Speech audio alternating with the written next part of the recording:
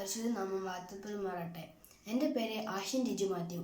കിഴക്കിയൂർ east Emmanuel Marthoma ഇടവകയിലെ ഒരു അംഗമാണ് ഞാൻ. എനിക്കിങ്ങനെ ഒരു അവസരം ഒരുക്കി തന്ന CHSM പ്രവർത്തകരോടുള്ള നന്ദി അറിയിച്ചു കൊള്ളുന്നു. പ്രത്യേകിച്ച് ജോമി സാറിനോടുള്ള നന്ദിയും സ്നേഹം അറിയിക്കുന്നു. ഇന്നത്തെ അല്പസമയത്തെ ചിന്തയ്ക്കായി ലഭിച്ചിരിക്കുന്ന വേദഭാഗം മർക്കോസിൻ്റെ സുവിശേഷം 1-ാം അധ്യായം 40 മുതൽ 45 വരെയുള്ള വാക്യങ്ങൾ. കുറിവാക്യമായി 41-42 വാക്യങ്ങൾ. യേശു മനസ്സലിഞ്ഞു, കൈ നീട്ടി അവനെ തൊട്ടു. മനസ്സുണ്ട്, ശുദ്ധമാകുക എന്ന് പറഞ്ഞ ഉടനെ കുഷ്ഠം വിട്ടുമാറി അവന് ശുദ്ധി വന്നു. പ്രാർത്ഥിക്കാം. അതിവാഴ്ച മത്സരിക്കുന്ന സ്വർഗീയപിതാവേ, പുതുവർഷത്തിലേക്ക് പ്രവേശിക്കാൻ സഹായിച്ചത് സ്തോത്രം. അവിടുത്തെ വചനമായി നിൽക്കുന്നുവല്ലോ. അടിയൻ്റെ നാവിനെ ബലപ്പെടുത്തണമേ.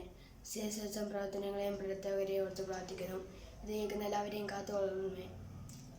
വേദനയിലും പ്രയാസത്തിലും ആയിരിക്കുന്ന ഞങ്ങളുടെ കൂട്ടുകാരെ ഓർത്ത് പ്രാർത്ഥിക്കുന്നു. അവർക്ക് ആശ്വാസം നൽകണമേ കർത്താവേ. പ്രാർത്ഥന സ്തോത്രം. ഇത് യേശു നാമത്തിൽ തന്നെ, ആമേൻ. യേശു കുഷ്ഠരോഗിയെ സൗഖ്യമാക്കുന്ന ഒരു സംഭവമാണ് നമുക്കിവിടെ കാണുവാൻ സാധിക്കുന്നത്.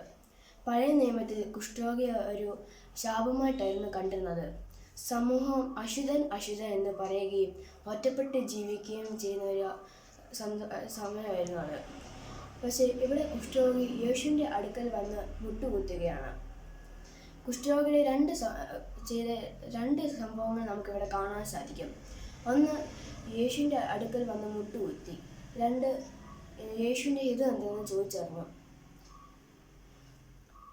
നിനക്ക് മനസ്സുണ്ടെങ്കിൽ എന്നെ ശുദ്ധമാക്കുവാൻ കഴിയുമെന്ന് അപേക്ഷിച്ചു. കുഷ്ഠരോഗി 2 കാര്യങ്ങൾ ചെയ്തപ്പോൾ യേശു 3 കാര്യങ്ങൾ അവിടെ ചെയ്തിട്ടുണ്ട്. 1, മനസ്സലിഞ്ഞു. 2, മാറി നിന്ന് കുഷ്ഠരോഗിയെ തൊട്ടു. 3, കുഷ്ഠരോഗിയെ സൗഖ്യമാക്കി.